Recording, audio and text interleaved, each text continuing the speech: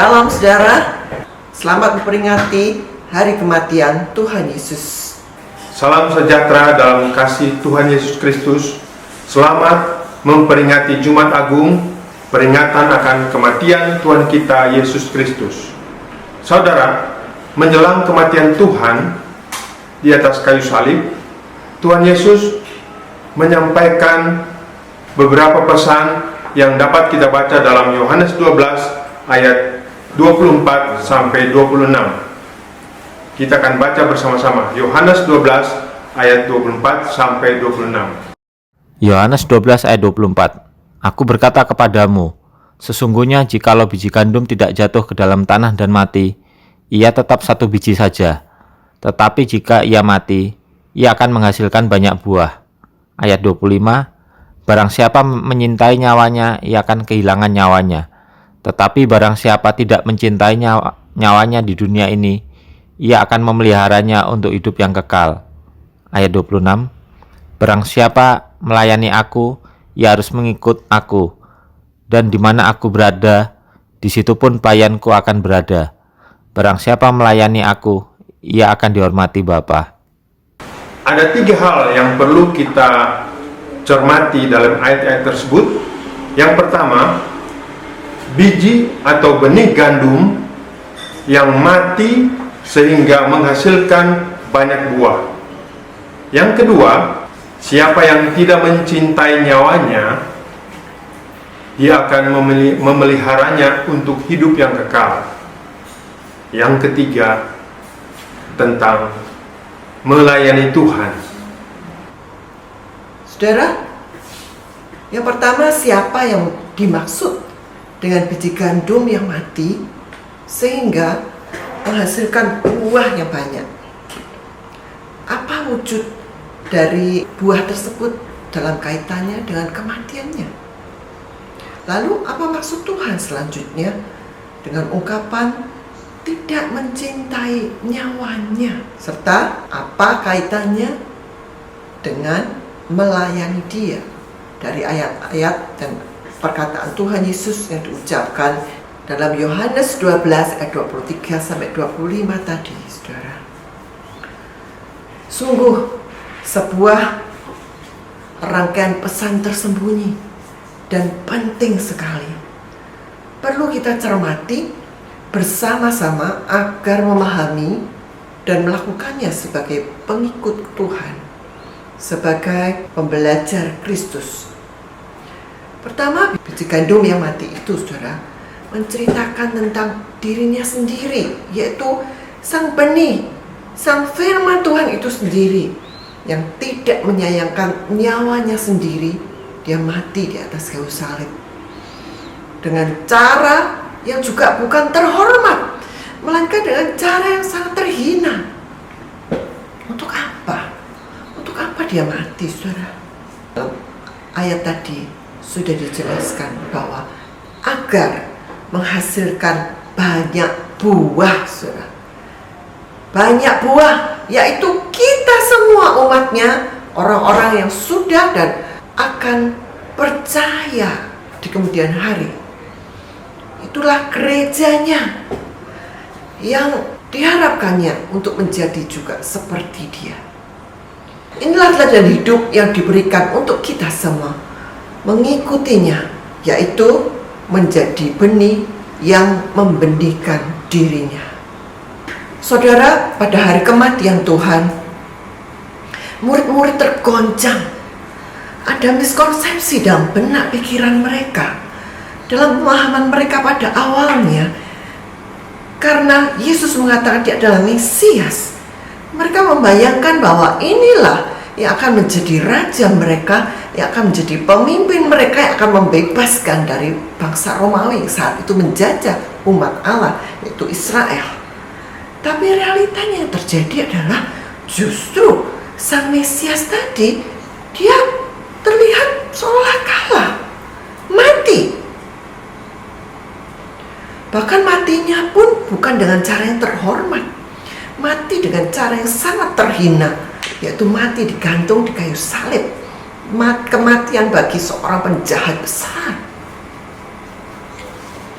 murid-murid belum menyadari bahwa Allah sedang membawa mereka untuk memahami satu persatu kebenaran yang belum semuanya jelas di benak mereka. Kebenaran tentang apakah itu, saudara? Yang pertama tentu kebenaran tentang bagaimana menjadi terkemuka, menjadi seorang pemimpin itu. Dan Allah ingin menyadarkan mereka bagaimana menjadi seorang pemimpin tersebut. Seperti apakah yang Allah kehendaki. Selamat pagi, Bapak-bapak, Ibu-ibu, saudara-saudara sekalian. Matius 20 ayat 25 sampai 28 berkata, "Tetapi Yesus memanggil mereka lalu berkata, 'Kamu tahu bahwa pemerintah-pemerintah bangsa-bangsa memerintah rakyatnya dengan tangan besi, dan pembesar-pembesar menjalankan kuasanya dengan keras atas mereka. Tidaklah demikian di antara kamu. Barang siapa ingin menjadi besar di antara kamu, hendaklah ia menjadi pelayanmu. Dan barang siapa ingin menjadi terkemuka di antara kamu, hendaklah ia menjadi hambamu. Sama seperti Anak Manusia datang bukan untuk dilayani, melainkan untuk melayani dan untuk memberikan nyawanya menjadi tebusan bagi banyak orang.'" Ayat 26 dan ayat 27 memberikan gambaran bagaimana untuk menjadi besar atau cara untuk menjadi terkemuka. Hari-hari ini dunia memberikan berbagai cara untuk menjadi terkemuka, untuk mendapatkan like terbanyak, untuk memperoleh follower atau subscriber jutaan, menguasai dunia politik, menguasai dunia bisnis, dan lain sebagainya. Ketika mempersiapkan renungan ini, saya sedang membaca sebuah buku tentang 4 perusahaan paling berpengaruh, paling besar di dunia. Bagaimana perusahaan ini mendominasi dunia, lintas negara, lintas aturan, lintas budaya, dan lintas kepercayaan. Mereka bukan saja terbesar dalam ukuran bisnis, mereka juga begitu terlibat dalam kehidupan kita, sehingga sangat mungkin mereka mengetahui rahasia kehidupan kita lebih daripada mungkin para pendeta kita. Mereka juga begitu berpengaruh sehingga menentukan informasi apa yang kita terima atau yang kita baca, produk macam apa yang akan kita beli, dan teman macam apa yang harus kita miliki. Firman Tuhan memberikan cara pandang yang sangat berbeda, cara pandang kekal untuk menjadi besar dan terkemuka. Barang siapa ingin menjadi besar di antara kamu, hendaklah ia menjadi pelayanmu. Dan barang siapa ingin menjadi terkemuka di antara kamu, hendaklah ia menjadi hambamu. Menjadi pelayan berarti melakukan sesuatu untuk orang lain, untuk memikirkan kepentingan orang lain. Seringkali kita anggap ini sebagai suatu kegiatan yang merendahkan derajat, martabat, atau gengsi kita. Tuhan melihat ini dengan cara yang sama sekali berbeda. Filipi 2 menuliskan tentang Kristus yang merendahkan diri, menjadi hamba, bahkan sampai mati dan ditinggikan di atas segala yang di langit dan di atas bumi dan di bawah bumi. Tuhan memiliki pandangan yang berbeda untuk kita-kita yang rela menjadi pelayan bagi sesama kita. Juga kegiatan menjadi pelayan seringkali kita anggap sebagai kegiatan yang menghabiskan waktu, menghabiskan uang, dan sumber daya yang mungkin kita miliki secara pas-pasan. Tapi mari kita ingat, Lukas 6 ayat 38 berkata, "Berilah, dan kamu akan diberi suatu takaran yang baik, yang dipadatkan, yang digoncang, dan yang tumpah keluar akan dicurahkan ke dalam ribaanmu. Sebab ukuran yang kamu pakai untuk mengukur akan diukurkan kepadamu." Tuhan mengingatkan kita, segala sumber daya, segala kemampuan kita untuk mengasihi, segala kemampuan kita untuk mengampuni orang lain, waktu, sumber daya, sepertinya terbatas. Tapi sumber daya Tuhan tidak terbatas. Bahkan Dia yang menentukan aturan main atas berkat kehidupan kita. Ketika kita bersedia menjadi berkat atas orang lain, Dia akan memastikan takaran berkat yang baik, yang dipadatkan, yang digoncang, dan yang tumpah keluar untuk hidup kita, keluarga kita, dan jiwa-jiwa yang kita layani. Jadi bagaimana menjadi pelayan? Matius pasal 20 ayat 28, Kristus sendiri memberikan petunjuk. Kristus tidak datang untuk dilayani, tetapi melayani. Ada keteguhan hati dan komitmen di sana. Ia membasuh kaki para murid, ia menghampiri orang berdosa, dia menjamah orang kusta. Dia tidak bertindak setengah hati, dia tidak bertindak setengah jalan, dia melakukan segala sesuatu tugasnya hingga selesai. Dengan cara ini, segala hal, termasuk kesombongan yang menimbulkan perseteruan, perselisihan, lain-lain, dapat kita tangguhkan untuk tidak menyelusup ke dalam hati kita. Komitmen menjadi hamba memberikan kemenangan atas perbuatan-perbuatan daging yang tercakup dalam Efesus pasal 6. Bagaimana yang lain untuk dapat menjadi pelayan? Ayat yang sama menyatakan Kristus memberikan nyawanya menjadi tebusan. Kristus tidak menganggap dirinya yang terutama. Dia bahkan rela menukarkan nyawanya bagi jiwa-jiwa yang dikasihinya. Kebenaran yang kedua adalah kebenaran tentang maksud dari kematian Tuhan itu sendiri, yang tertulis dalam Yohanes 12 tadi, saudara. Jumat Agung adalah hari peringatan Kristus naik ke kayu salib dan mati. Dia bukan mati secara ilusi, dia bukan mati hanya tubuhnya, tapi dia mengalami keterpisahan dengan Bapa ketika ia menanggung akibat dosa umat manusia. Wahyu 1 ayat 18, Kristus sendiri menyatakan, "Aku telah mati." Menjadi pelayan memberikan banyak kesempatan buat kita untuk memaksa kita keluar dari zona nyaman, menantang keberanian kita, menantang kasih kita, memanggil kita untuk maju bahkan ketika kita tidak bersedia untuk maju atau kita tidak yakin kita punya kemampuan untuk maju, meminta kita untuk berkorban sumber daya untuk jiwa-jiwa yang kita layani. Di sana kita akan menemukan bahwa ternyata Kristus sungguh bersama kita, memampukan kita memikul salib kita, menanggalkan ego kita, dan menyertai kita ketika kita menabur dengan mencucurkan air mata. Dan bersama Dia, kita akan mengalami penuaian penuh sorak-sorai. Yohanes 12 ayat 24. Aku berkata kepadamu, sesungguhnya jikalau biji gandum tidak jatuh ke dalam tanah dan mati, ia tetap satu biji saja. Tapi jika ia mati, ia akan menghasilkan banyak buah. Biji yang rela mati tidak hanya memperoleh kehidupannya kembali, tetapi juga buah yang berlipat kali ganda. Maksud kematiannya di kayu salib adalah menjadi teladan bagaimana Dia bagaikan benih yang memberi dirinya untuk mati agar tumbuh dan terus menerus menghasilkan buah, banyak buah. Kita sering terpukau akan kasih Allah, dan itu bukan hal yang salah. Kita harus terus berterima kasih akan kasih yang luar biasa atas hidup kita. Namun kita harus memulai juga bertanya pada diri kita sendiri, apa wujud dari balasan kita? Meskipun kita tidak dapat membalas semua kasih Tuhan yang luar biasa itu, paling tidak kalau kita menyatakan kasih pada Dia, kita tidak hanya berucap, melainkan ada tindakan nyata kita, saudara. Bila Dia sudah mengasihi kita untuk memberikan teladan, bagaimana seharusnya wujud daripada tindakan kasih itu, yaitu Dia menjadi sang benih, yaitu sang firman. Tertulis dalam Lukas 8 ayat 11 dikatakan bahwa benih itu adalah firman Tuhan.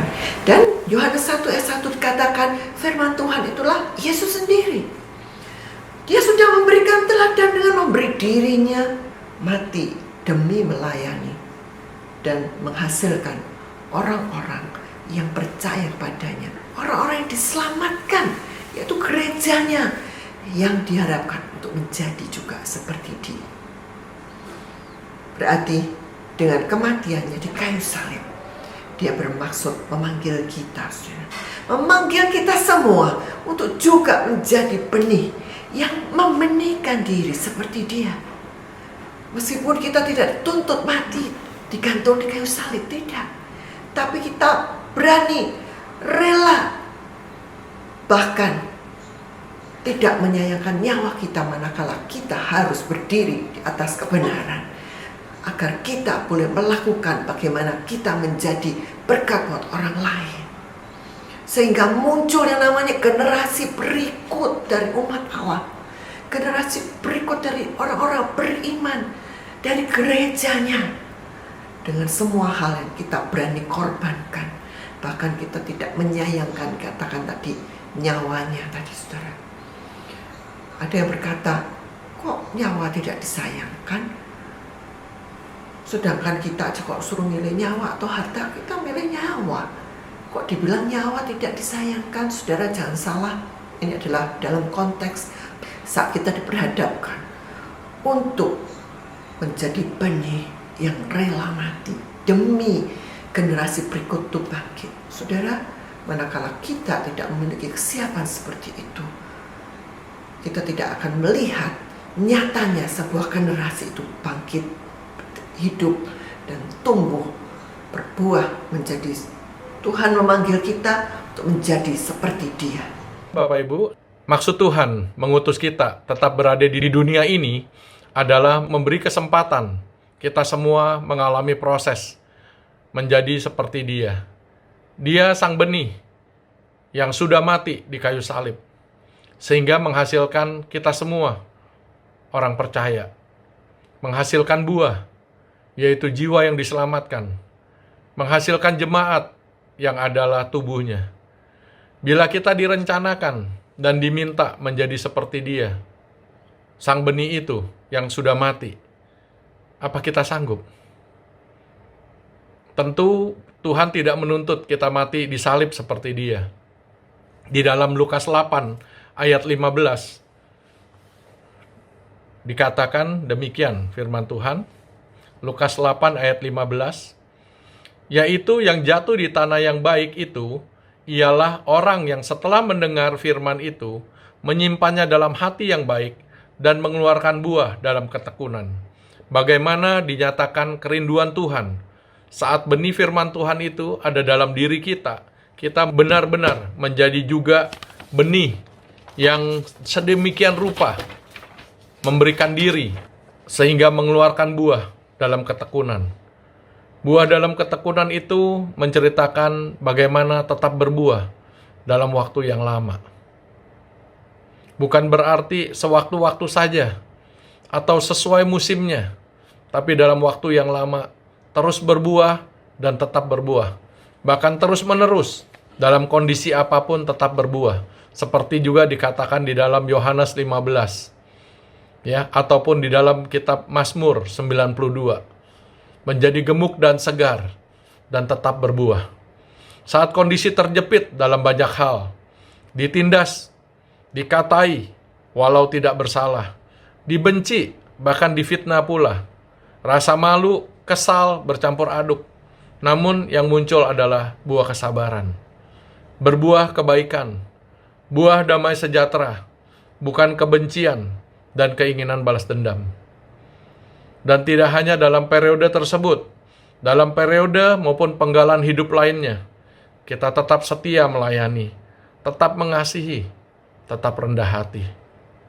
Dengan demikian, berarti kita menjadi benih yang benar-benar siap membenihkan diri. Siapa yang sanggup? Apa Tuhan menuntut yang mustahil? Jawabannya bisa tidak, bisa iya. Bisa tidak, karena Dia bukan Allah yang kejam.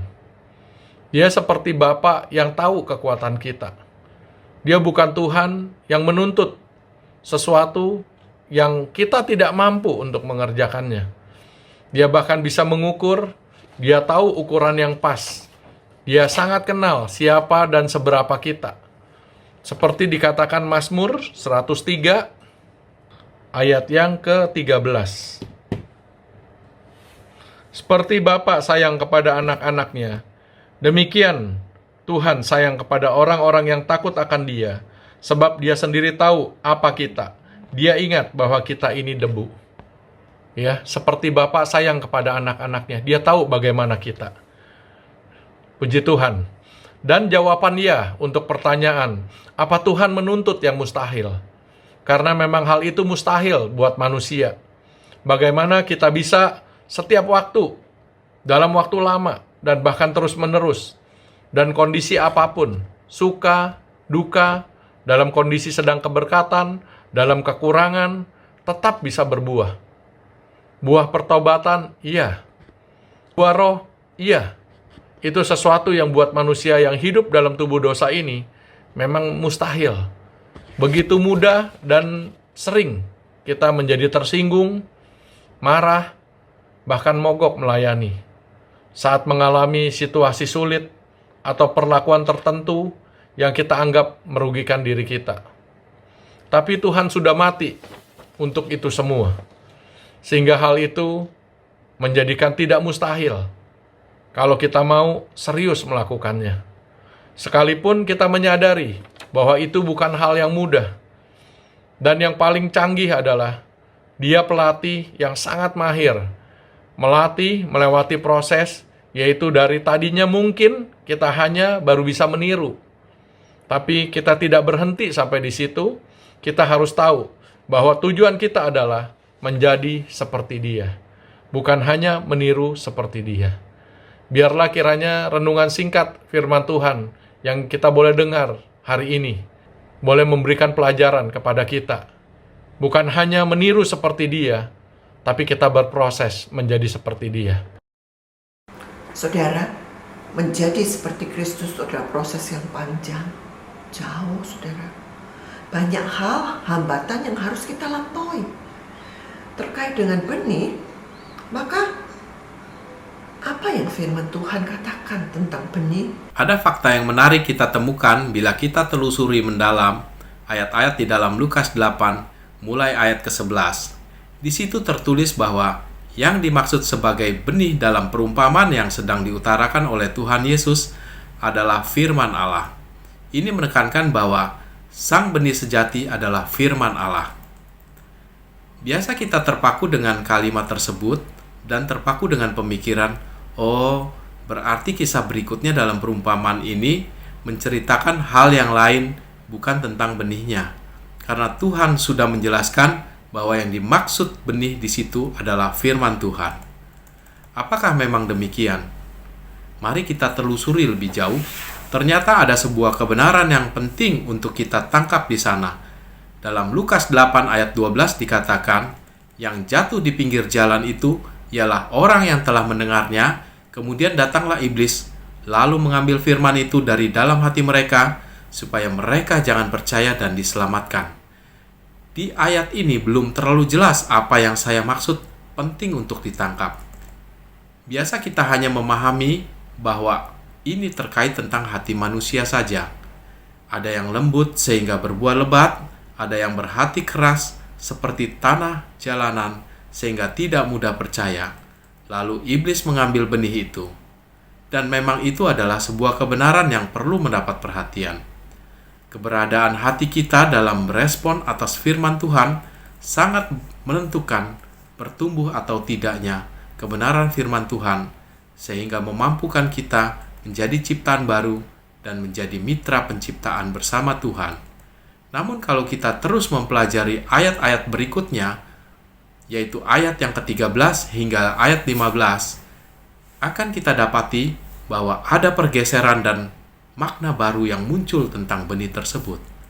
Di ayat 13 tersebut dikatakan benih yang jatuh di tanah yang berbatu-batu itu ialah orang-orang yang setelah mendengar firman itu menerimanya dengan gembira, tetapi mereka itu tidak berakar. Mereka percaya sebentar saja dan dalam masa percobaan mereka murtad. Dikatakan di dalam ayat tersebut bahwa benih tersebut adalah orang-orang atau mereka yang menerima dengan gembira, tetapi mereka tidak berakar. Berarti orang-orang atau mereka itu benih atau tidak? Tentu hanya benih yang mungkin bisa berakar dan bertumbuh.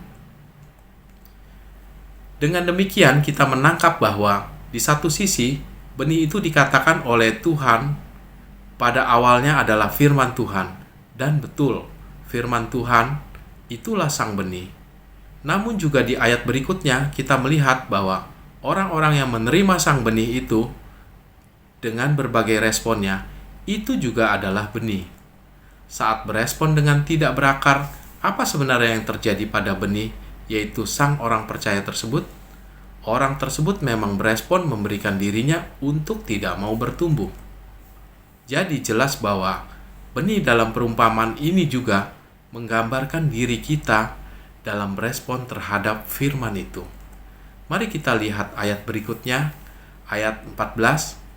Benih yang jatuh dalam semak duri ialah orang-orang yang telah mendengar firman itu, dan dalam pertumbuhan selanjutnya mereka terhimpit oleh kekhawatiran dan kekayaan dan kenikmatan hidup, sehingga mereka tidak menghasilkan buah yang matang. Dengan demikian, makin jelas bahwa benih itu juga berarti kita orang percaya. Jadi kita perlu sekali terbuka saat membaca dan merenungkan firman Tuhan, agar Roh Kudus dapat membimbing dan menerangi kita menangkap kebenaran-kebenaran yang akan diungkap lebih jauh, lapis demi lapis kepada kita. Jangan berhenti dan dibatasi oleh pemahaman atau definisi biasa pada umumnya sudah dipahami.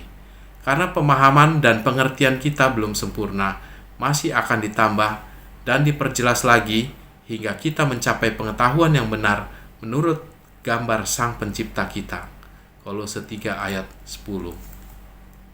Bila kita membatasi diri kita dengan pemahaman bahwa perikop ini hanya membahas tentang hati manusia, bagaimana seorang percaya memiliki hati yang baik, hati yang lembut untuk menerima firman itu sehingga berbuah lebat. Yang satunya lagi tidak memiliki hati yang baik, keras hati, penuh kekhawatiran, sehingga firman Tuhan itu tidak berbuah. Maka kita tertutup untuk memahami bahwa ternyata yang Tuhan maksud benih di perikop ini adalah kita juga.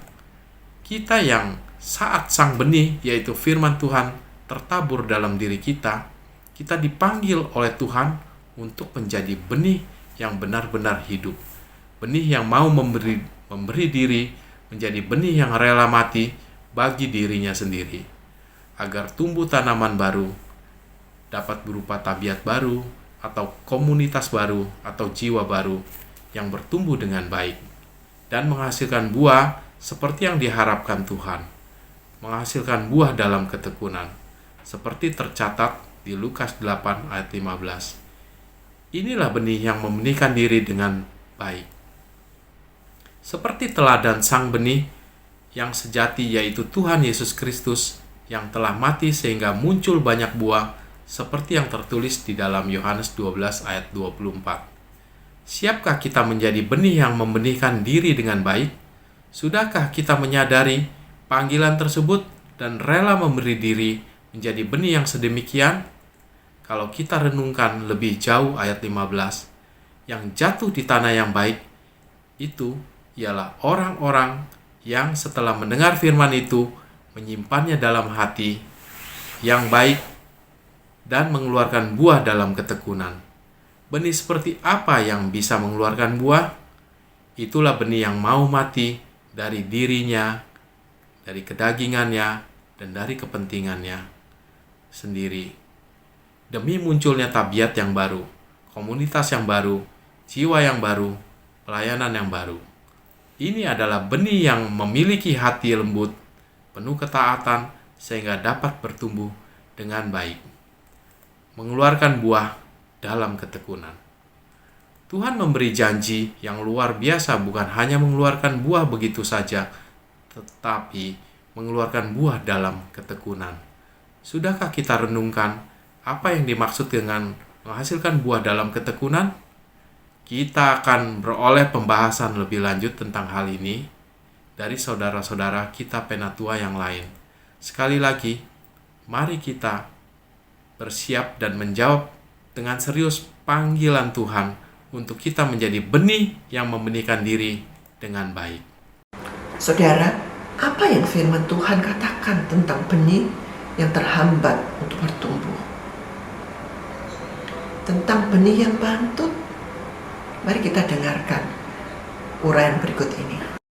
Tentang benih yang mati atau benih yang rusak. Bapak, Ibu, Saudara, kadangkala perjalanan kerohanian seseorang mengalami hambatan pertumbuhan rohaninya. Jadi rohani yang bertumbuh, jikalau benih firman itu di dalam seseorang itu bertumbuh atau hidup, disebut benih yang hidup. Benih yang mati atau yang rusak, yaitu rohani seseorang itu bantut, tidak bertumbuh. Mereka hanya mendengar firman Tuhan, selanjutnya mereka tidak mempraktekkan firman itu. Seperti firman Tuhan yang mengatakan di Lukas 8 ayat 14. Lukas 8 ayat 14. Yang jatuh dalam semak duri ialah orang yang telah mendengar firman itu, dan dalam pertumbuhan selanjutnya mereka terhimpit oleh kekhawatiran dan kekayaan dan kenikmatan hidup, sehingga mereka tidak menghasilkan buah yang matang. Di sini dikatakan bahwa yang jatuh dalam semak duri ialah orang yang telah mendengar firman itu, dan dalam pertumbuhan selanjutnya mereka terhimpit oleh kekhawatiran dan kekayaan dan kenikmatan hidup, sehingga mereka tidak menghasilkan buah yang matang. Jadi mereka mendapat halangan, dapat hambatan dalam pertumbuhan rohani mereka. Di sini firman Tuhan sudah menerangkan bahwa ada 3 hambatan itu, yaitu pertama itu kekhawatiran hidup, bisa yaitu kekayaan, yang ketiga yaitu kenikmatan hidup. Bapak, Ibu, Saudara, jadi pertama kekhawatiran hidup. Berbicara tentang kekhawatiran, saudara, dalam bahasa asli dikatakan merimno, artinya apa? Pikiran yang terpecah. Terpecah seperti apa? Di satu sisi percaya bahwa Tuhan itu dahsyat, Tuhan itu bisa menolong, Tuhan Yesus itu ajaib. Tapi di satu sisi karena melihat semua realitas seolah tidak menunjukkan ada pertolongan, sehingga tidak menjadi percaya, ragu, apa betul Tuhan menolong? Apakah betul Dia sanggup menolong saya? Bimbang, bagaikan kapal yang diombang-ambingkan. Untuk orang-orang seperti ini dalam Yakobus 1 ayat 6-8 dikatakan jangan harap dia akan beroleh pertolongan. Imannya kandas, tidak ada pertumbuhan yang progresif. Mungkin kelihatan bertumbuh pada awalnya seperti semangat lemon, saudara. Setelah itu layu, kena kecewa, tersinggung, tidak melakukan apapun karena khawatir, tidak cukup waktu kalau melayani, khawatir tidak cukup dana, khawatir tidak cukup kemampuan dan lain-lain, sehingga tidak berbuat sesuatu, tidak mau melayani Tuhan, tidak berani mati buat Tuhan, apalagi untuk sesama. Yang kedua tentang kekayaan. Kekayaan ini berpotensi menghambat untuk membenihkan diri, seringkali menjadi benih yang rusak. Yang ketiga itu kenikmatan hidup. Jadi ketiga itu kenikmatan hidup. Saudara, ada resiko, ada ketidaknyamanan saat kita harus bertumbuh, saat kita harus melayani. Murid-murid Tuhan Yesus, karena dia mau melayani Tuhan, dia harus keluar dari zona nyamannya. Zona nyaman seperti apa, saudara? Paulus, dia harus masuk dalam penjara. Berapa kali dia juga harus dipukul. Murid-murid Tuhan Yesus, rata-rata 12 murid itu mati sebagai seorang martir, saudara. Mungkin saudara berkata, kok Tuhan kok serem sih? Saudara, Tuhan tahu ukuran kita. Kalau kita tidak mampu menanggung beban yang begitu beratnya, pencobaan yang Tuhan berikan tidak pernah melebihi kemampuan kita untuk kita menanggungnya.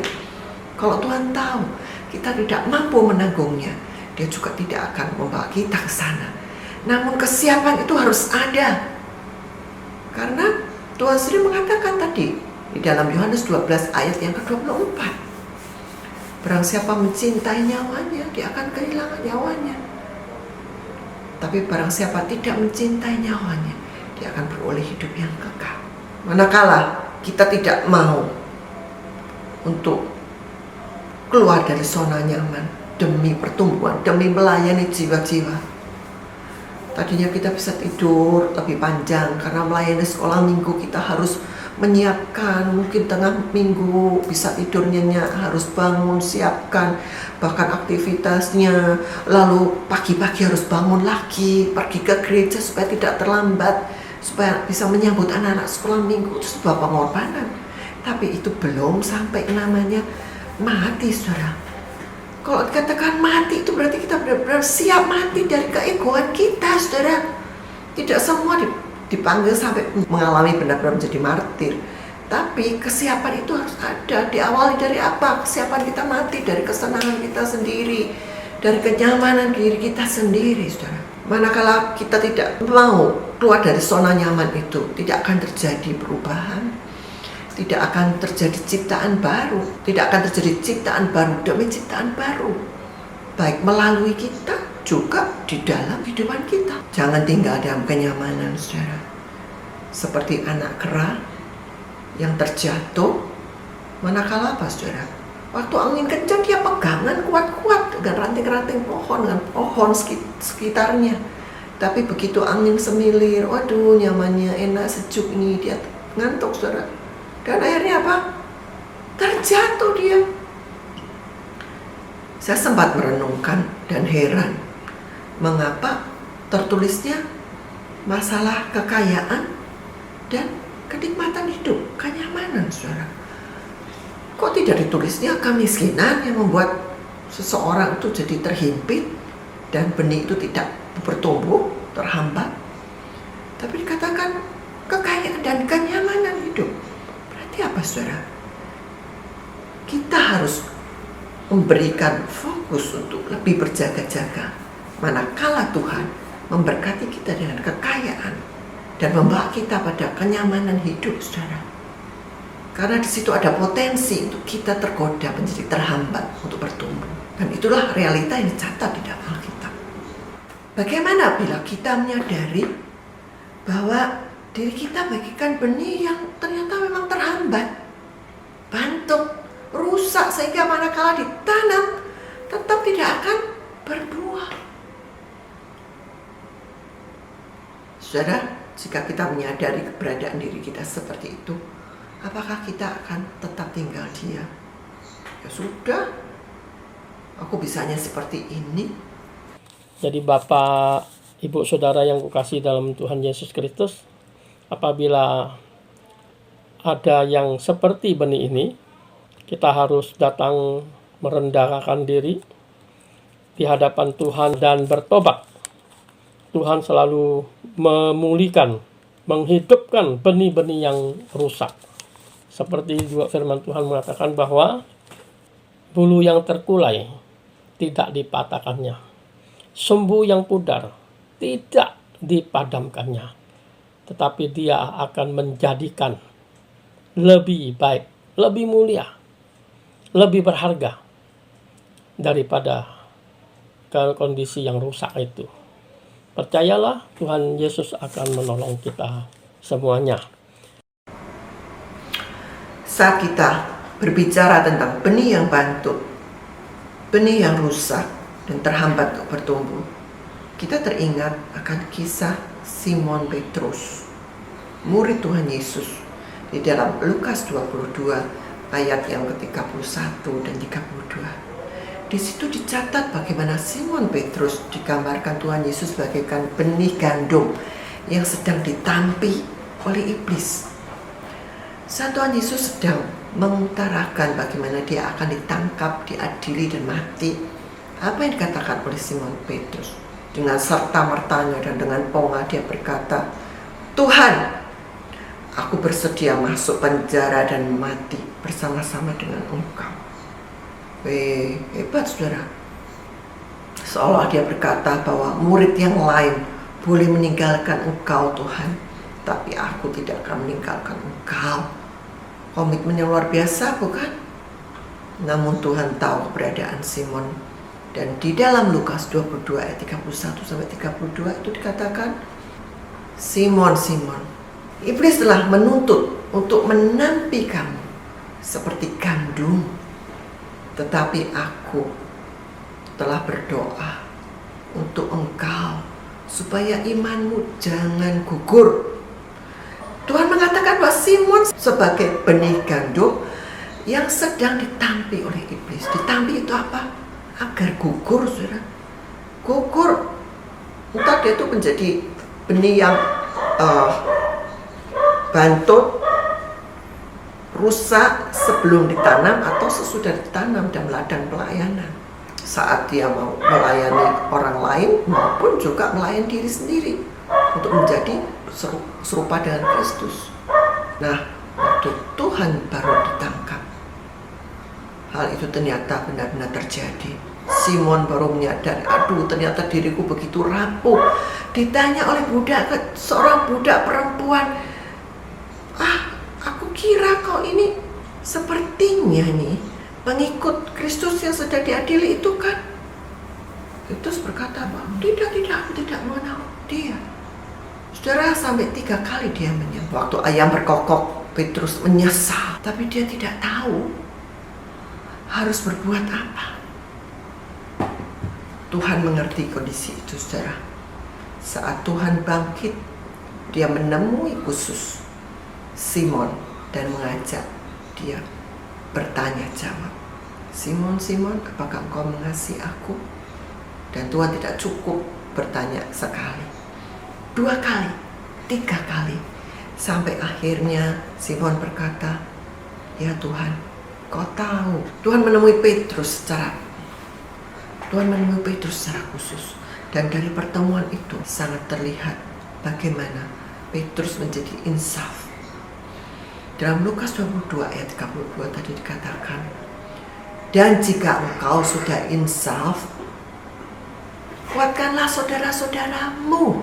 Jadi Tuhan mengingatkan Simon Petrus bahwa dia seperti biji gandum yang sedang ditampi oleh iblis. Iblis berkehendak untuk menggugurkan dia, dan dia saat itu sempat menyangkal Tuhan. Saat itu dia menjadi benih gandum yang benar-benar rusak, benih gandum yang mati dalam kesalahannya, bermulut besar dan menyangkal Tuhan.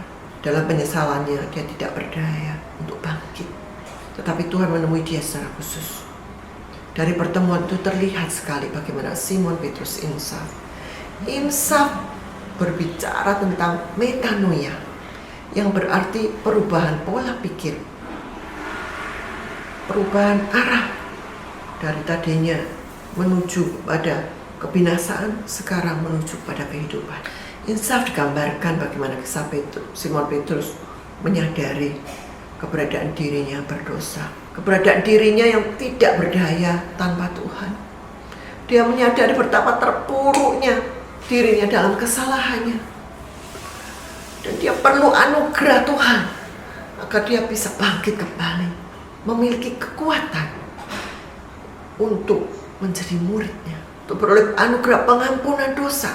Sehingga saat ditanya Tuhan, sampai ketiga kalinya dia berkata, Tuhan, Engkau tahu segala sesuatu sampai yang dalam, paling dalam sekalipun. Saudara, kalau kita jujur terhadap diri kita sendiri, terlalu banyak kelemahan, kekurangan, pikiran-pikiran salah, juga emosi yang negatif, bahkan amarah yang sering menguasai kita, hinggap dan menguasai kita. Kita tidak berkuasa atasnya. Saat-saat seperti itu, kita perlu sadar, kita perlu ingat dan datang merendahkan diri kepada Tuhan, dan kita perlu melakukan namanya pertobatan demi pertobatan. di sepanjang umur hidup kita. Bukan berarti kita mau jatuh bangun dalam dosa. Namun saat itu benar-benar datang, kita jangan mau terus berkanjang di dalam kondisi menjadi benih yang mati, saudara. Benih yang rusak. Kalau kita tahu bahwa kekayaan, kenikmatan hidup, kekhawatiran, dan berbagai hal membuat kita tidak dapat maju untuk meraih rencana Allah dalam hidup kita, sehingga kita tidak dapat menjadi berkat buat orang-orang Tuhan rencanakan untuk kita berbuat baik pada mereka, kepada sesama kita yang harus kita layani, yang Tuhan sediakan untuk kita layani, juga komunitas, sehingga diri kita sendiri dan mereka mengalami pertumbuhan di dalam Tuhan karena sikap, tindakan, pemikiran, cara hidup serta keputusan-keputusan kita. Mari kita datang merendahkan diri di hadapan Tuhan dan menjadi insaf seperti yang dilakukan oleh Petrus. Itu akan membuat kita menjadi benih yang siap membenihkan diri, berbuah dalam ketekunan, berbuah dalam musim apapun, dalam suka, duka, kaya, miskin, melalui hambatan apapun, tetap berbuah. Seperti yang tertulis dalam Lukas 8 ayat yang ke-15. Mari kita menyanyikan. Ku telah mati dan tinggalkan cara hidupku yang lama, semuanya sia-sia dan tak berarti lagi. Hidup ini ku letakkan pada mezbah-Mu ya Tuhan. Jadilah padamu seperti yang Kau ingini. Jadilah padaku seperti yang Kau ingini. Tuhan Yesus, ini hidup kami. Kami tahu Engkau sudah menebus kami. Engkau sudah berikan contoh bagaimana Engkau mati di atas kayu salib. Dan Engkau Tuhan dengan kerelaan-Mu mati, berkorban, mengorbankan nyawa-Mu Tuhan, membuat kami semua boleh hidup berkemenangan, boleh mendapatkan keselamatan, boleh mendapatkan pengharapan untuk menjadi serupa dengan Engkau. Dan Tuhan, Engkau juga memanggil kami untuk menjadi seperti Engkau sudah lakukan ya Tuhan. Engkau memberikan teladan sehingga kami boleh juga menjadi benih yang membenihkan diri kami Tuhan. Rela berkorban, rela mematikan ego kami, kesenangan kami, kenyamanan kami demi munculnya generasi berikut, generasi gereja-Mu Tuhan yang benar-benar mengasihi Engkau, yang benar-benar Tuhan boleh diselamatkan dan boleh menjadi benih yang membenihkan lebih lanjut. Terima kasih ya Tuhan untuk kesempatan kami boleh menjadi pengikut-pengikut-Mu. Di dalam nama Tuhan Yesus Kristus kami sudah peralaskan doa kami. Amin.